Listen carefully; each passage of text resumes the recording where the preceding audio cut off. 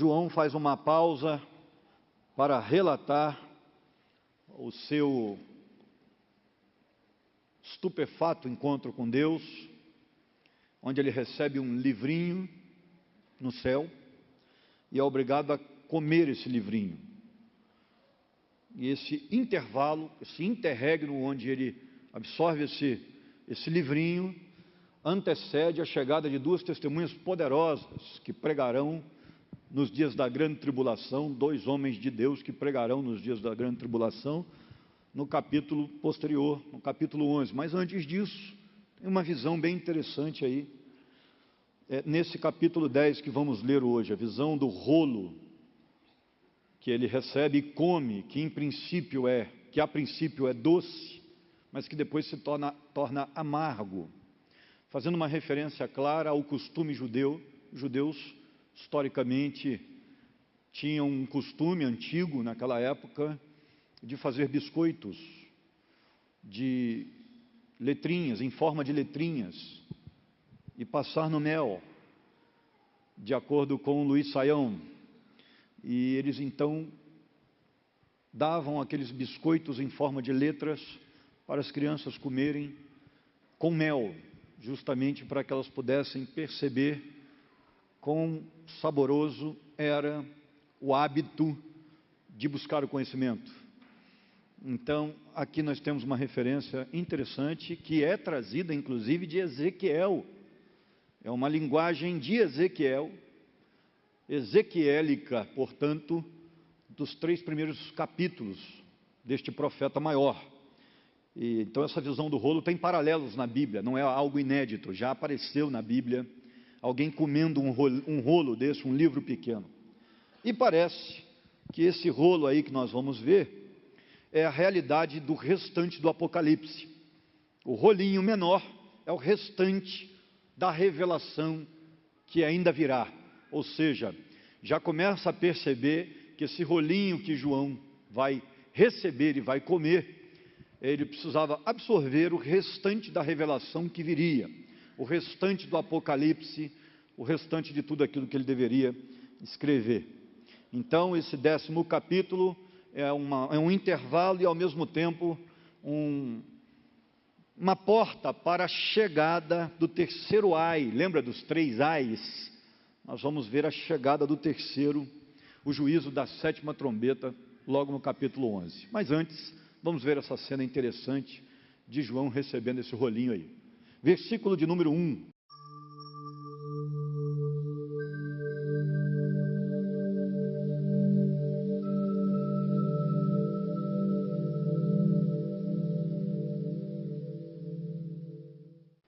Ok, esse primeiro versículo então traz um anjo.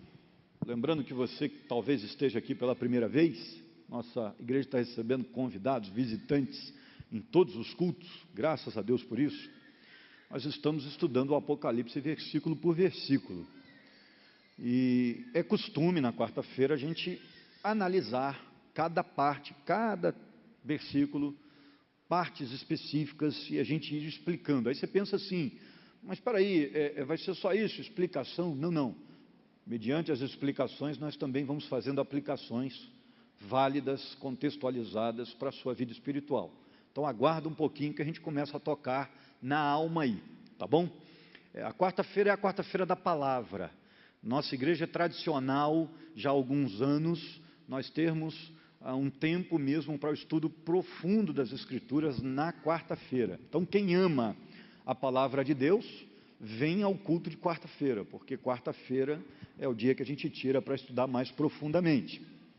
A nuvem que aparece aí, um anjo poderoso descendo dos céus, envolto numa nuvem, isso significa que João já está mais dentro do planeta do que no céu, e vendo do céu chegando um anjo coberto de nuvens, deve ter sido uma coisa linda.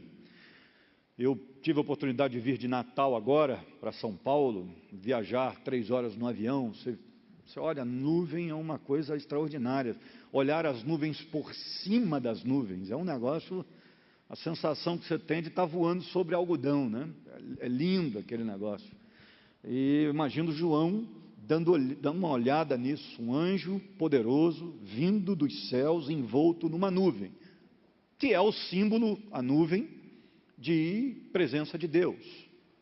A nuvem, ela, lembra que eu falei aí nos últimos estudos, nas últimas explanações de Apocalipse? Tem tudo o que ver o Apocalipse com o livro de Gênesis e o livro de Êxodo. E o livro de Êxodo traz a coluna da nuvem, que Deus guardou Israel no deserto, debaixo de sombra, durante o dia. Então a nuvem sempre foi um sinal de Deus, um sinal do cuidado de Deus, um sinal de Deus presente. Então por isso ele desce numa nuvem. Mas o que mais me chama a atenção aí é o arco de Deus, chamado por nós popularmente de arco-íris. No princípio não era chamado assim, depois esse arco foi ligado à divindade Íris, né?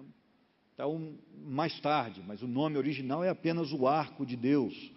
E esse anjo tinha um arco de Deus acima da sua cabeça, o arco-íris sobre a sua cabeça.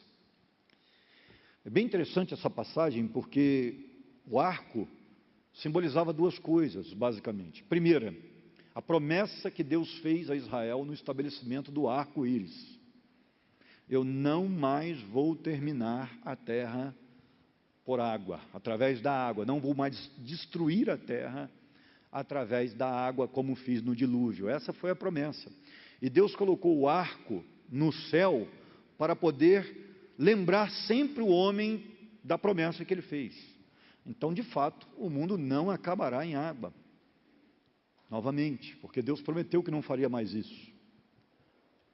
Agora, a punição que vem não é em água, será muito mais em fogo, se é que podemos dizer, do que em água. Mas a verdade é que essa promessa, ela enche de esperança o coração do servo de Deus, porque ele sabe que depois que Deus punir, Deus fará tudo novamente, estabelecerá um mundo muito melhor. Essa é a promessa do Apocalipse. Ele vai punir? Vai, mas ele vai restaurar a humanidade, ele vai sacar o pecado da humanidade, e Cristo reina entre nós, e automaticamente tudo será refeito e lindo. E a ideia de ser refeito é uma ideia de recriação mesmo. Nós vamos ver isso no restante do Apocalipse. Quando céus e terra forem recriados, a ideia é de recriação mesmo. Deus entrará com a providência. Isso indica que até as águas que nós poluímos aí serão limpas novamente. Imagine isso. Que todo o prejuízo que causamos no planeta, Deus eliminará e fará tudo novo. Então essa é a promessa. Então, da mesma forma que Deus puniu o pecado no dilúvio, mas depois deu uma nova oportunidade à terra, através de Noé, Deus fará na grande tribulação. O arco-íris está aí para mostrar isso, que há esperança, que depois da destruição, haverá um tempo novamente, onde Deus tomará a rédea do seu povo e o abençoará. É isso que está aí, impresso na ideia do arco-íris. Pernas como colunas de fogo indicam que o julgamento está próximo, que o julgamento já está acontecendo, ou que vai acontecer, porque o fogo é uma ideia de juízo de Deus. A face desse anjo brilhava muito, suas pernas eram como fogo, tamanha a sua glória. É um anjo enviado por Deus. Esse anjo é tão impactante que tem alguns comentaristas que acham que é Jesus que está em foco. E é interessante essa discussão. O verso 3 fortalece a intenção de entender que Cristo está em foco, porque o verso 3 vai falar de um alto brado e um rugido como leão, e Jesus é conhecido como leão da tribo de Judá. Então, de fato, até parece, mas é difícil defender. É difícil, porque as ordens dadas nos versículos 4 e 8, do mesmo capítulo que estamos estudando, são ordens dadas por Jesus ao anjo. Então fica um negócio meio complicado. aquele que está trazendo a orientação para João é o próprio Cristo, e ele dá ordens aí, para o anjo que está em foco. Então, não podem ser a mesma pessoa. Outra coisa importante, a palavra anjo no Apocalipse jamais é usada para Jesus. Essa aqui seria uma exceção à regra, e isso não é bom na interpretação. Então, provavelmente o anjo é um anjo poderoso, talvez um arcanjo, mas não é Jesus. Ele está aí sob ordens de Jesus, ok?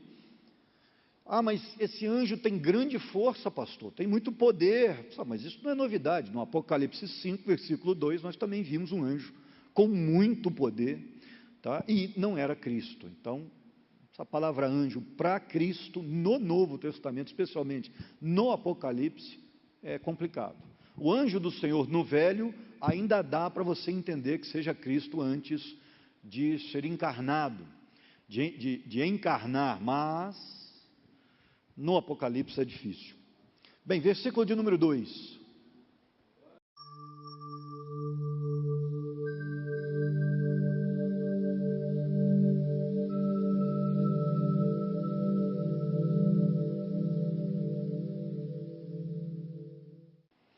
Essa ideia de pé, um anjo poderoso com um pé no mar e outro na terra, indica que esse anjo tem poder sobre os arsenais que estão sobre o planeta Terra, na parte seca, e também os navios de guerra sobre a parte dos oceanos.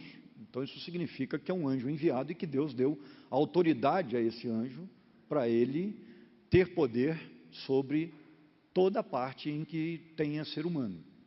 Essa é a ideia do versículo aí. E dá uma olhadinha também no versículo 3.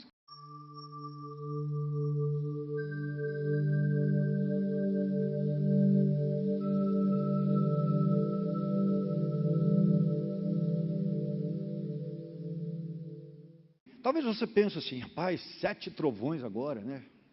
Negócio novo. Não, não é novo. Salmo 29 fala de 7 trovões.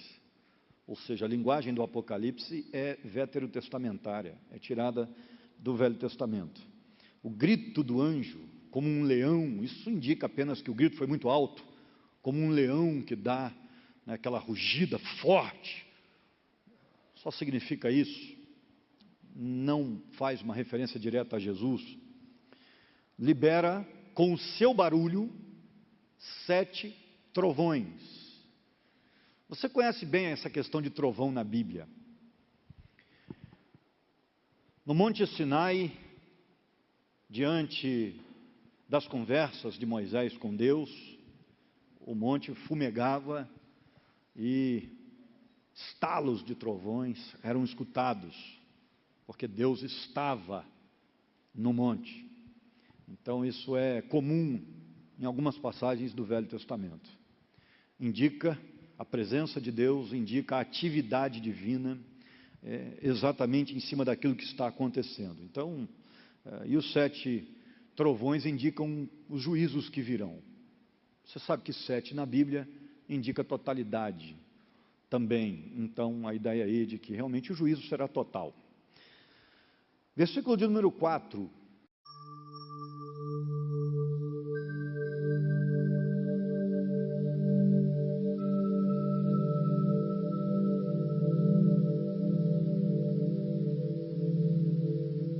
Da mesma forma que nós temos trombetas, 7 trombetas e cada uma com um juízo, nós ainda vamos ver outras coisas, né, que são 7 também trazendo juízos sobre a humanidade. 7 selos já vimos, cada selo um acontecimento na terra. Diante desses 7 trovões, João também viu em cada trovão alguma coisa acontecendo. Só que para esses 7 trovões, é muito claro, uma ordem foi dada para João dizendo, isso aí você não vai escrever. Isso aí a humanidade não vai saber. Essa parte você não escreve. Aí eu fiquei imaginando, meu Deus, para a gente não saber o que esses 7 trovões vão trazer para a humanidade. Provavelmente, se descritos, você teria dificuldade para dormir hoje. Mas aqui nós temos um dos mistérios. Antigamente, quando eu fazia esse estudo com a igreja do Belmonte, lá em Volta Redonda, eu abria para perguntas no final. E aí, com o tempo, eu fui trazendo mais material para dentro do estudo, mais material, estudando mais, trazendo mais. Aí eu cortei as perguntas, porque a gente saía da igreja 10 horas da noite, aí não dava certo. E aí, uma vez alguém me perguntou, pastor, mas o que são esses 7 trovões? Eu falei, o dia que você descobrir, você me fala, que eu também estou louco para saber, né? Onde a Bíblia silencia, a gente não continua. Onde ela põe ponto final, pastor não põe vírgula. Então não tem como saber mesmo. A verdade é que o negócio aqui é estranho. E só o pessoal da grande tribulação vai ficar sabendo. Provavelmente você não vai estar lá. Porque pela cronologia, pela perspectiva cronológica, muito difícil da nossa geração enfrentar a grande tribulação. Falta muita coisa ainda para acontecer, para que a grande tribulação tenha início. Então, sua geração não vai ver, e provavelmente a geração do seu filho também não, a não ser que Deus faça uma reviravolta no planeta. Esse negócio de que Jesus está voltando, que está às portas, cuidado, que você pode ver a volta de Jesus a qualquer momento, é uma informação de quem ainda não trabalhou direitinho a cronologia missiológica do mundo. Porque para que haja a volta de Jesus, o Evangelho tem que chegar ao mundo inteiro. E olha, esse é só um dos detalhes, esse é só um dos detalhes. Olha, nós estamos aí muito longe disso, muito longe, a não ser que Deus faça um milagre, muito longe. Uma outra questão é a construção do templo de Israel. Ele terá que estar construído para Jesus voltar. Então, só repetindo para você entender por que eu não acredito na volta iminente de Jesus, pelo menos não na escatologia geral. Vou explicar, espera aí. Porque na escatologia geral, nos acontecimentos mundiais, ainda falta muita coisa. Agora tem um detalhe. Se você morrer hoje, aí Jesus vai ter voltado para você. Porque a Bíblia vai dizer que quando isso acontecer, você será levado no dia da ressurreição. Então você fecha os olhos aqui e imediatamente abre vendo Jesus voltando. Então, olha que negócio interessante. Cronologicamente, ainda não está na hora, pelos sinais que o próprio Jesus nos deu para que não ficássemos enganados. Eu não estou marcando volta de Jesus, até porque não dá para saber quando, não tem como marcar. Mas pelos tempos, o próprio Jesus disse que poderíamos estar certos, tranquilos e não ser enganados, não sermos enganados por conta da falta de conhecimento. Então ele nos deu eventos que antecederiam a volta dele. Agora, se você morre hoje, Deus, pelo seu poder, já o leva lá, no dia da volta de Jesus, e você então renasce, né, ressuscita, vamos dizer assim. O negócio é imediato, você não vai ver tempo passar, não dorme, não dá nada, não dá tempo para dormir. E aí você é acelerado no tempo, você é levado lá na frente e é ressuscitado. Então é o seguinte, a volta de Jesus está próxima? Está, porque a sua morte está próxima. Porque do ponto de vista da eternidade, está pertinho da hora de você morrer, porque dentro da eternidade você é uma brisa na história. Passa rápido, é isso que a Bíblia diz. Então, se você vai durar ainda 10 anos, 20, 30, 40, 50, isso é nada perto da história da humanidade. Certo? Então, quanto a isso, você tem que estar com a sua vida em dia, porque você pode morrer a qualquer instante. E a parábola do rico e do Lázaro é uma parábola que retrata justamente isso. Esteja pronto. Você está aí aproveitando a vida está boa para você, está legal, mas de repente morre. E aí? Essa é a parábola do rico e do Lázaro. Um fez por onde ter fé, o outro não. Um obedeceu a Deus, o outro não quis nem saber. E aí, de repente, morrem os dois. Vai um para o céu e o outro para o inferno. Imediatamente. Mas não vai dar para chamar o Fabinho para poder me defender lá, me representar diante do julgamento de Deus. Não, não vai dar, não tem. Lá só tem uma coisa para fazer. Você está condenado e você entra para o gozo do seu Senhor, servo bom e fiel. Só tem isso lá, não tem esse negócio de você ficar discutindo com Deus. Não vai ter isso. Tá? Não, entendeu, Poliana? Poliana também é advogada. Vai querer de repente chegar lá e falar: onde é a sala que eu entro para fazer um requerimento? Não tem requerimentos. Tem esse negócio lá. Ok? Por isso que a Bíblia vai dizer que para o crente não há condenação. Passa direto. Igual a mim, é meu caso em São Januário. Eu chego lá, entendeu? É meu estádio, é meu lugar. Opa, é vascaíno, pode passar, é direto. O flamenguista não pode nem pisar. Assim que funciona. Mais ou menos isso aí. Essa é uma boa comparação, achei bem interessante. Né? Bem legal. Versículo de 5 e 6.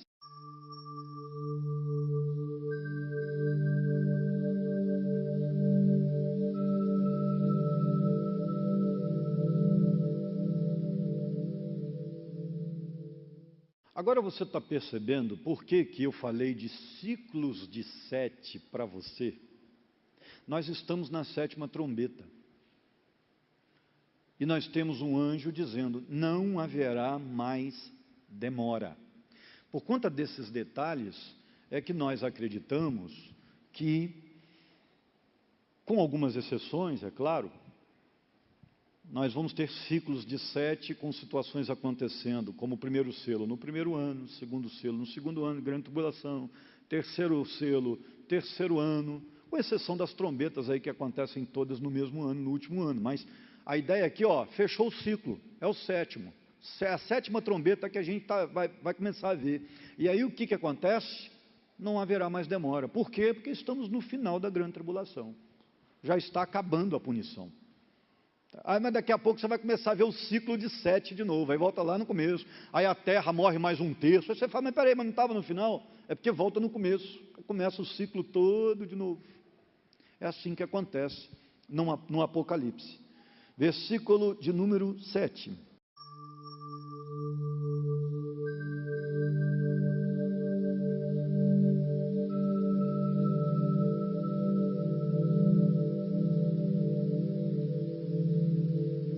Como anúncio, essa palavra é interessante, porque é a mesma palavra usada para evangelizar.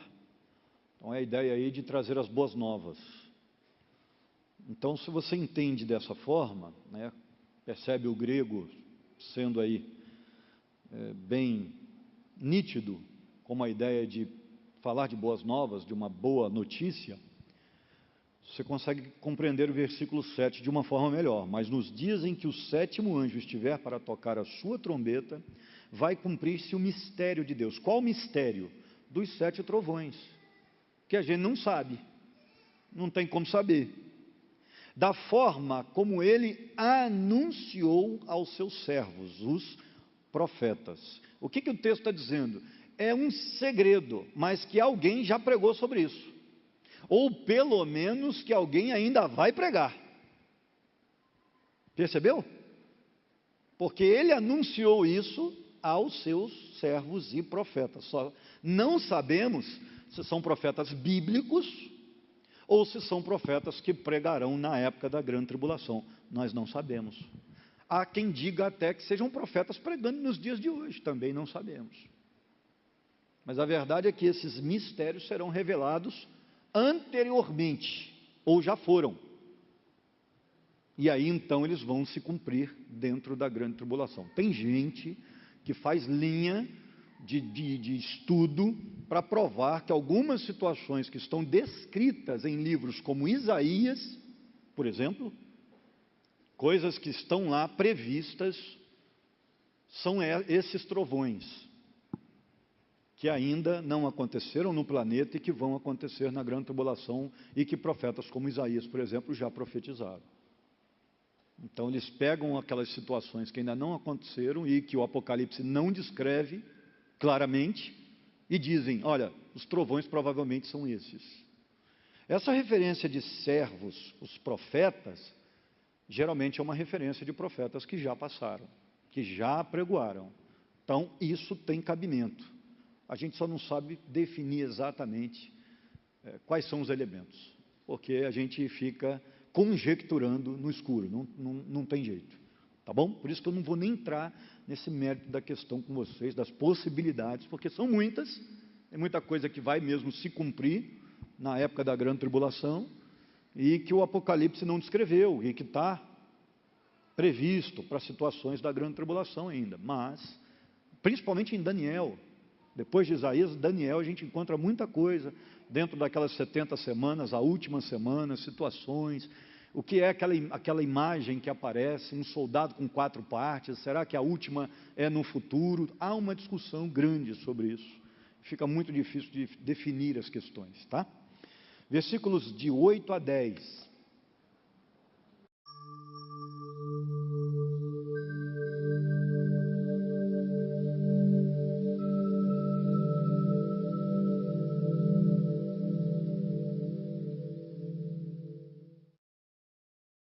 Esse é o trechinho apocalíptico do obeso. É o pessoal que gosta de mastigar, prefere esse pedaço, né? João recebe ordens de pegar um livrinho que estava na mão do anjo, lembrando que era um rolo, e ele pega o livrinho, e a ordem é dada para ele, coma. No princípio esse livrinho vai ser doce, mas quando você engolir vai ficar amargo. Existem 2 interpretações básicas sobre essa passagem. Primeira delas, da ideia aí de doce e amargo, alguns dizem que está em foco aí o Evangelho e a lei. A lei é amarga porque ela condena, e o Evangelho é doce porque ele trata da solução para a condenação, ou seja, Jesus. A ideia é bonitinha, mas eu não acho muito interessante, porque é muito difícil teologicamente você falar de uma diferença antagônica entre Velho e Novo Testamentos. A diferença não é antagônica, o Deus do Velho Testamento não é mais malévolo, e o Deus do Novo é mais bonzinho, não. Nossa igreja, um tempo atrás, aí tinha gente comentando, né? Está pregando muito no Velho Testamento, não está falando nada de Jesus. Isso é um erro teológico, assim, falta realmente de conhecimento, porque eu e o Pai somos um, disse Jesus. Você está falando do Pai, você está falando de Cristo. Você está falando de Cristo, você está falando do Pai. O Deus é o mesmo, a essência é a mesma. Então, não há ciúme entre pai e filho nesse sentido. Não tem essa conotação. A Trindade indica que Deus existe em 3 pessoas, e nós temos 3 pessoas iguais em tudo. Então a essência é a mesma, chamada de existência pura de Deus na teologia. Então essa ideia de 2 deuses, 2 doutrinas, não. Na verdade, o que temos no Novo Testamento é um complemento do Velho. O Velho veio fazer a sua função, ele tem uma função. Qual é a função? Condenar você. Condenar. Mais de 600 mandamentos, 613 para ser exato, para que você seja condenado. Porque a Bíblia diz que se falhar em um, você é culpado de todos. Ou seja, está todo mundo aqui com a mesma culpa. Porque se eu falhei em 3 e você em 2, todo mundo aqui é culpado de todo mundo, de tudo. Então, estamos condenados sem Cristo. É isso que a lei faz, ela passa essa mensagem. E é por isso que você precisa de Jesus. Porque você já está condenado sem Jesus. Não tem oportunidade de você conseguir ser bom, de você ser salvo pela sua bondade, pelas suas obras. Não há possibilidade, porque por mais que você acerte em 99 dos casos, você será condenado por 1% que você errou. E esse 1% condena você, porque você é culpado de todos. Então o Velho Testamento cumpriu o seu papel. Qual foi? Condenar você. E vem o Novo e diz assim, mas tem solução para o seu problema. O pecado tem solução.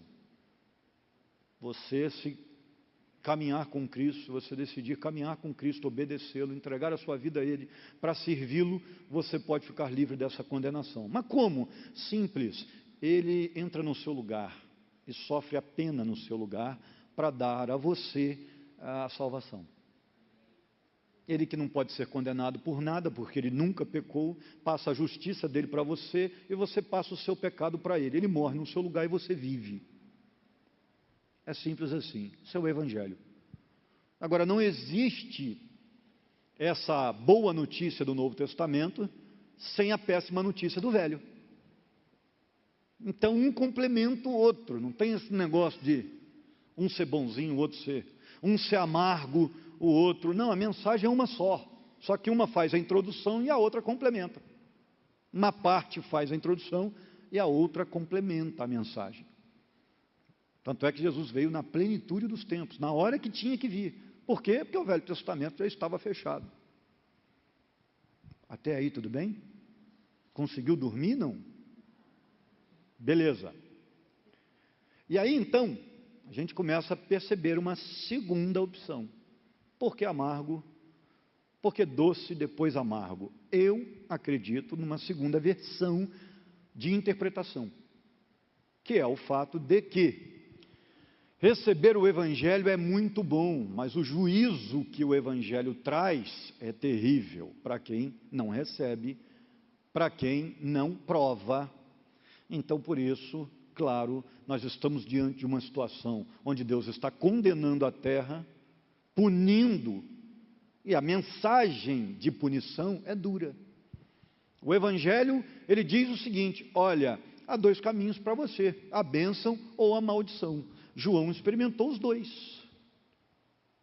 Então, os dois sentimentos da mensagem foram sentidos, foram experimentados pelo apóstolo.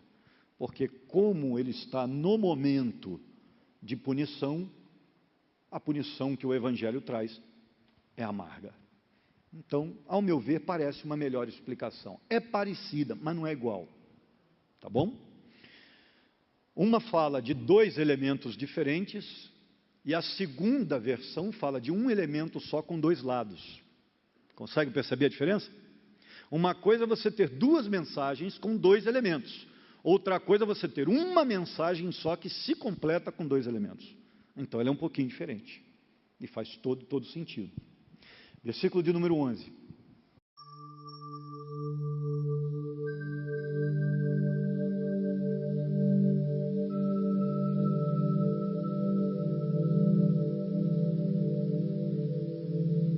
Povos, muitos povos, nações, línguas e reis. Ou seja, João ainda não acabou o seu papel, a sua tarefa. Você acaba de engolir o livrinho. É como se João recebesse o livro, engolisse, para poder ter acesso a ele, para o seu corpo absorver a sua mensagem, para que ele pudesse sentir aquilo, para que depois continuasse apregoando o restante do Apocalipse. E aí então, a mensagem é passada para ele. Continue pregando, porque ainda tem muita gente que precisa ouvir o que você tem a dizer sobre o fim dos tempos. Deixa eu dizer uma coisa para você, você não precisa ter medo do Apocalipse, você não precisa evitá-lo, você não precisa ficar perplexo. Aliás, você deveria amar o Apocalipse, porque o Apocalipse pega você e diz assim, olha, senta aqui, vamos bater um papo. Você quer passar por isso? Você quer enfrentar essa ira de Deus aí? Porque isso aqui que nós estamos vendo é grande tribulação. O inferno vai ser pior. Você quer passar por isso aí, cara? Ou você quer dar um jeito na sua vida e andar com Deus? É isso que o Apocalipse faz com a gente. Coloca a gente na parede, faz a gente levar Deus a sério e não brincar com Deus, porque de Deus ninguém zomba, não é isso que diz a Bíblia? Ninguém zomba de Deus. O mundo aí apronta todas e acha que vai sair livre desse negócio. Não vai. Isso aqui é apenas uma amostra do que Deus vai fazer com o ímpio, porque isso aqui está muito mais suave do que o inferno. O inferno, a Bíblia fala de ranger de dentes, eterno, um ranger eterno, onde o fogo não vai se apagar.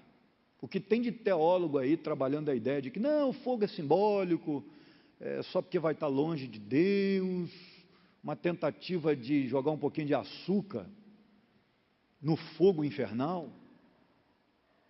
A Bíblia fala de enxofre, de sofrimento mesmo. Jesus descreve a cena como um sofrimento terrível, o inferno. E aí nós não temos opção. Ou o inferno existe, ou Jesus é mentiroso. Você vai ter que escolher isso. Porque o autor perdão, não é essa palavra, né? Mas a personalidade neotestamentária que mais fala de inferno é Jesus. O que mais descreve o inferno é Jesus. Ou ele mentiu, ou o inferno existe. Você vai ter que tomar essa... Você acha que o inferno é gostoso para mim, para eu pregar? Eu não sou um pregador do juízo, irmãos. Né? Eu prefiro pregar a coisa do outro lado. Eu prefiro, se eu for para escolher, eu quero pregar aqui como alcançar a felicidade. Eu não quero falar de juízo, falar de juízo é ruim. E não é porque é ruim para a igreja, ruim para os negócios. Não, isso aqui não é negócio, não é isso.